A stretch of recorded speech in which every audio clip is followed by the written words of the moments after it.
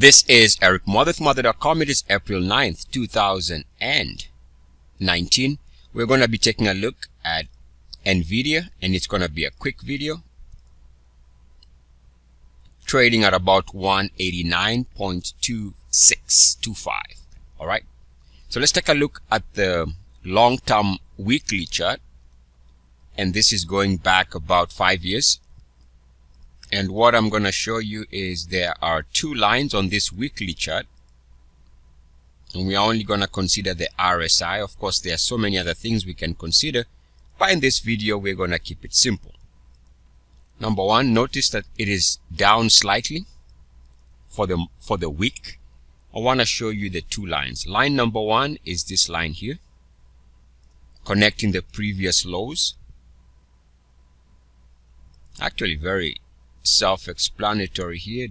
Connects this double bottom here. So we can say the stock is aware of this line. Somehow this is how it's played out. The stock is aware that this line has been support, turned into a break level here. Actually, I think it was somewhere here in October. And now it looks like it could be turning into resistance.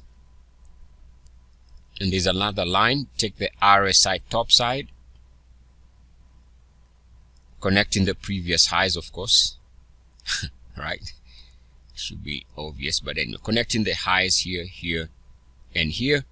We can see as of right now, this is where the RSI is stalling.